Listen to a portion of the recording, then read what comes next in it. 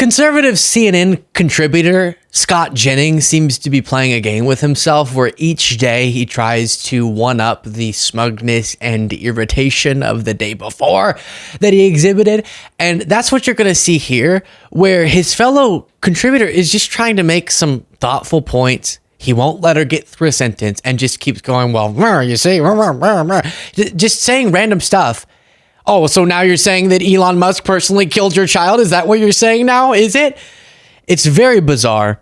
You're going to see. Then we'll discuss and a lot of updates in this segment, including some breaking news I got while I was sitting down to record this in the middle of today's show. That is ridiculous. A talking point that these are sob stories. These are, again, people's livelihoods and also the health of this country, right? They have some of these mistakes that people keep talking about are gutting our agencies that are taking care of, I don't know, paying attention to the bird flu, Ebola, these things that actually can have detrimental impacts on the American people. We have Ebola in the United States? Well, we are helping the world be a safer place as well, Scott. I mean, on the bird flu, Biden slaughtered all the chickens. I don't know if there's any left to kill. On that note, come on, Scott. It was a bloodbath. You all love that word. You can laugh about this, but these are things that people are actually scared of. What are you saying? What are you saying, Scott? Yes, stopping prevention efforts of diseases abroad and domestically could turn out to be bad. About. I mean, measles is coming back. There's so many things that are happening that our federal government makes sure. You're saying Elon Musk caused the measles? I'm saying what is happening in this government right now with Donald Trump appointing. You saying Donald Trump caused the measles? I am saying that what is happening in this federal government under Donald Trump, allowing Elon Musk and allowing all these people that he appointed to run this government like this, is actually making us unsafer for the American Elon people. Elon caused the measles. You heard it here first. Scott Jennings, Johnson, not what you said. Is Scott okay? What just happened? So what are you saying? Elon Musk came into your house, took your butter knife and slowly chopped off each of your toes individually and then threw them into the fireplace as he chanted satanic chants? Is that what you're saying? Are you saying that Donald Trump took a car and drove it to your children's elementary school and mowed over every single one of them while chanting, I love Putin, I love Putin? Is that what you're saying? Are you saying that? No, she's saying what she said. Maybe if you listen, let me play this because I know I interrupted. Because all at once without interruptions really emphasizes. Absorb it one more time and I'll explain why it's so ridiculous again. Talking point that these are sob stories. These are, again, people's livelihoods and also the health of this country, right? They have some of these mistakes that people keep talking about are gutting our agencies that are taking care of, I don't know, paying attention to the bird flu, Ebola, these things that actually can have detrimental impacts on the American people. We have Ebola in the United States? Well, we are helping the world be a safer place as well, Scott. I mean, on the bird flu, Biden slaughtered all the chickens. I don't know if there's any left to kill. On that note, come on, Scott. It was a bloodbath. You all love that word. You can laugh about this, but these are things that people are actually scared about. I mean, measles is coming back. There's so many things that are happening that our federal government makes sure. You're saying Elon Musk caused the measles? I'm saying what is happening in this government right now with Donald Trump appointing. You saying Donald Trump caused the measles? I am saying that what is happening in this federal government under Donald Trump, allowing Elon Musk and allowing all these people that he appointed to run this government like this, is actually making us unsafer for the American people. Elon caused the measles. You heard it here first. Scott Jennings, Johnson, not what you said. Ahead, we're going to speak. Oh my gosh. What a total self-embarrassment. Why would you do that? I think this partly has to do with the isolation of echo chambers. And so in his mind, he can really say anything. And as long as he's opposing a liberal and going and doing his face some type of way, then that clip will work in right-wing spaces. I don't know why. If there was a liberal arguing on behalf of a stance I agreed with, but was doing so in that way, I would find it embarrassing for them. No, wait, just be thoughtful. Because what she was saying was totally rational. Gutting the NIH, a policy of across the federal government with few exemptions, 1 in 4 out employees wise, pushing out thousands of qualified workers because you have this idea that less is more no matter what. a report being blocked from being released on the bird flu by the Trump administration, and the collapse of investments in prevention domestically and globally of diseases and their spreading, yes, that could be bad. And that is bad. And it's not hyperbolic to say that. So to answer his question, yeah, sort of. Elon Musk, Bobby, they call him Bobby. I'm going to give him power over the women, as a Trump quote goes. And the actions of the Trump administration indeed exacerbate the problems with diseases, measles being one of them. He didn't create it.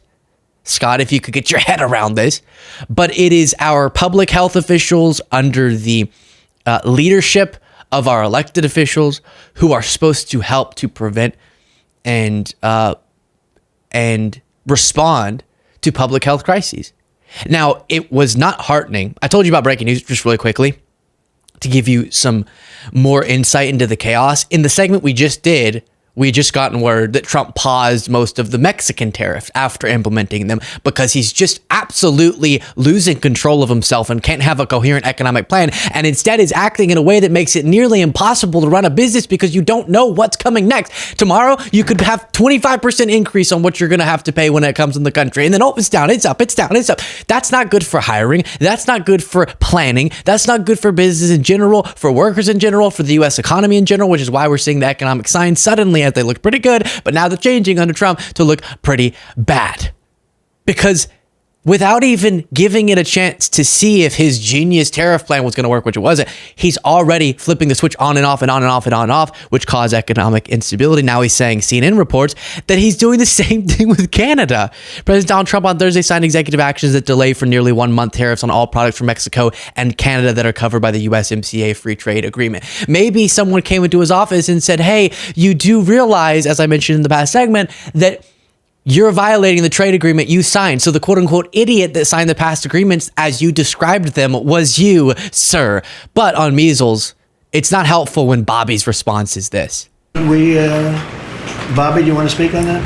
We are following the measles epidemic every day. I think there's 124 people who have contracted measles at this point, mainly in Kings County, Texas.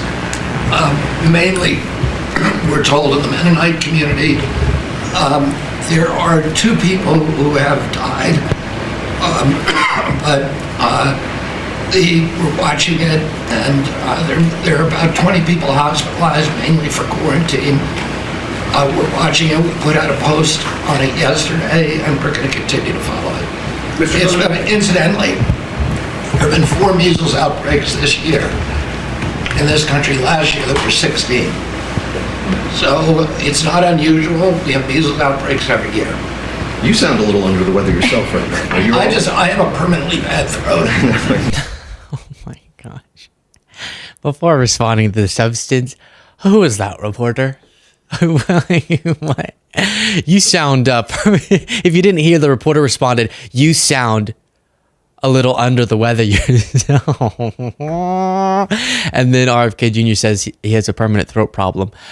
Yeah, the kind of a weird response to Bobby there. But what he was saying, it was inaccurate. He's acting like, outbreaks happen like this all the time. What the heck? No, outbreaks like we're seeing now, the one that's being closely followed apparently by him that he mentioned being the Texas one, it's not common because of vaccinations against measles. It's why it's not something we've really talked about because it hasn't been much of a threat, but very rarely, and now we're seeing in unvaccinated groups, there has been a death in Texas most recently. And it's tragic, but it's a reminder of why it's so important that people do get vaccinated, and anti-vaxxers like Robert F. Kennedy Jr. don't perpetuate false narratives, and just giving them, it happens, is not the correct response with such a thing that is so obviously the product of the movement towards not vaccinating as much. And we want to protect the lives through these public health measures that have worked. It's why such outbreaks are so rare, contrary to what RFK Jr. said there. Luckily, I will say, just to be fair, to his credit, he has softened his tone a little bit since becoming HHS secretary, and has said that vaccinations against measles are important. I forget the exact language, but then he's also giving different advice that's concerning public health officials, because he's sort of doing but there's alternative type thing, even though he has softened his language since becoming in that position, which is the bare minimum. But I guess he's doing it while still putting out some less than ideal recommendations. But on the breaking news that I just mentioned to you, that Trump's now backing off again, this doesn't prevent the economic aftermath of the economic instability that his policies are causing. And so my question to you is, how long will it take until Scott Jennings doesn't think he has the justification to be so smug? Maybe never, but now on this issue, it's going to be tough to defend, because it's becoming clear bad economic indicators, either that have already come out or that are expected, are not because of the boogeyman they want to blame, Joe Biden. Some new data out just announcing layoffs released. Our senior economics reporter, Steve Leisman, joins us now with more on how much Doge could be in tomorrow's jobs report. What do you think, Steve?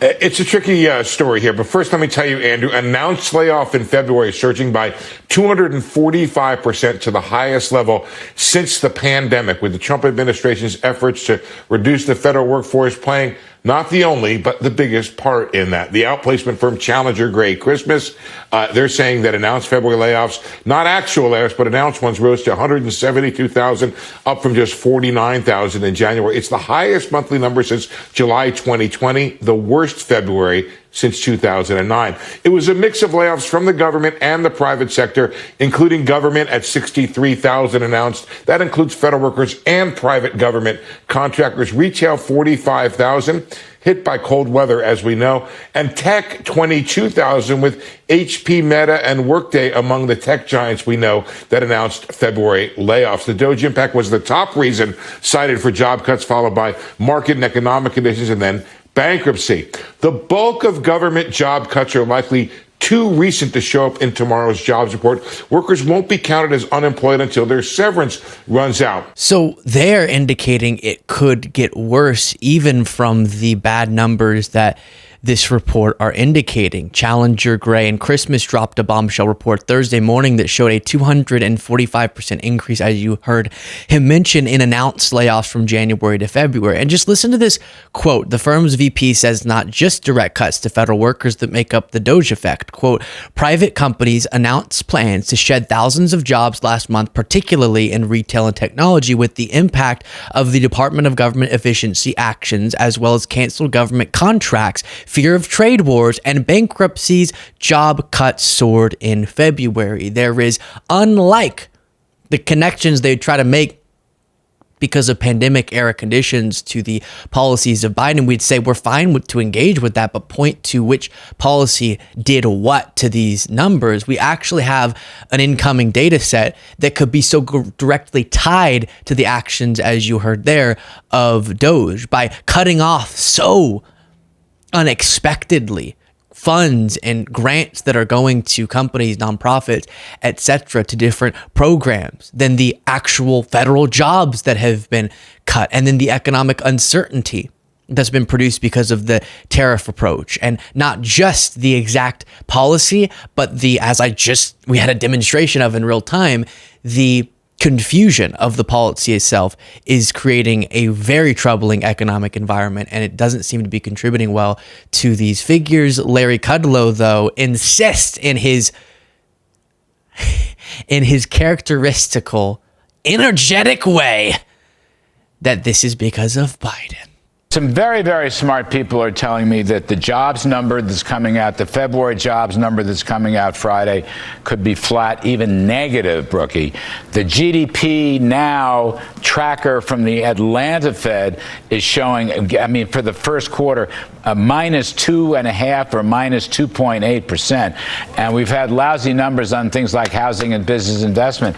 My generic point here with respect to affordability and the economy is we're going to have to suffer through some bad news. This is nothing to do with Trump. Trump's program's not in yet. And I got people on. You rarely see Larry this jumped up. Through some bad news. This is nothing to do with Trump. Trump's program's not in yet. And I got people on the left who are blaming Trump. How can you blame Trump when he wasn't president, when these seeds were planted? Well, you couldn't be more right about that. You couldn't be more right, Larry. Look at that. Look at Larry. That just took it out of him. It's not Trump's fault. That was a lot. Yeah. So the difference is here, Larry, I hear your analysis. Normally a president comes into office. How could they possibly in a month contribute to worse economic figures? But it's the change in those forecasts and in those data points that is so obvious. Like the GDP now he talked about, it was looking fine as Biden left office. And then it wasn't until Trump started doing all of these things that you've been giving him credit for. So I agree. Normally you're in a month for a president. You're president for a month and then something bad economically is happening. Probably a macroeconomic something, or your predecessor caused it. But in this case, again, because of the metrics we've been tracking and the fact that as Trump and you and so many people cheer him on for, has had maybe one of the most aggressive, y'all would say aggressively good, I would say aggressively horrific, correctly people would say aggressively horrific, an aggressive first period of time in office, first month-ish. And he's particularly been aggressive on economic things like tariffs or mass layoffs or federal funding freezes. That does have a direct impact, which is why the forecast, the GDP Now tracker, the market, everything looked better until these actions started to be taken. Rarely is the case a president could do it this quickly. Trump found out a way, and he's been saying, I've been doing more, indeed, and it's causing this. And when you actually dive into the numbers, you see that that's exactly the case. I just read to you the layoffs. I don't need to go through again, but the cuts to funds, the tariff adjustments companies are having to make, and the overall uncertainty because of the economic hammer Trump's taken to everything. He has implemented some of his program, and maybe these early signs are reasons that he should stop implementing his program, like this. Associated Press, Trump administration plans to cut 80,000 employees from Veterans Affairs, according to internal memo. And here is an example of a veteran who was pushed out of the VA in violation of civil service protections. Veterans, we're under attack. Last week, 1,400 workers got fired illegally. 22 of them were my colleagues at Hines VA Hospital. Some of them didn't even get a real notice. All they got was this, an email with X's where the date should be and no name.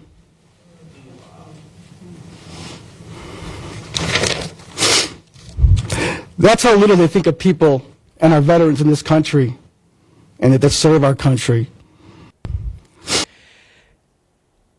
And a bunch of stories like him add up to a lot of people who no longer have a job, who no longer have the resources to be as economically stimulating, who, of course, separate from the economic picture as an individual, have been so disrespected. And again, they're doing this in borderline illegal ways.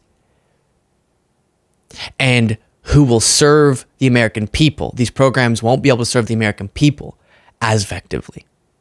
And so just get ready. I'm showing you preemptively what it is that they're going to say.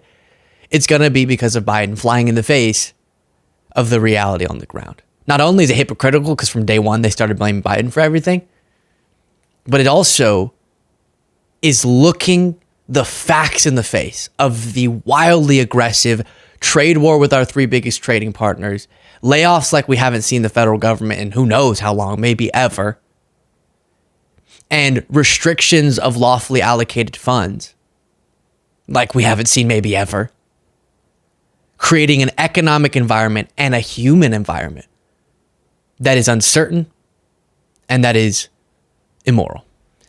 Share your thoughts in the comments.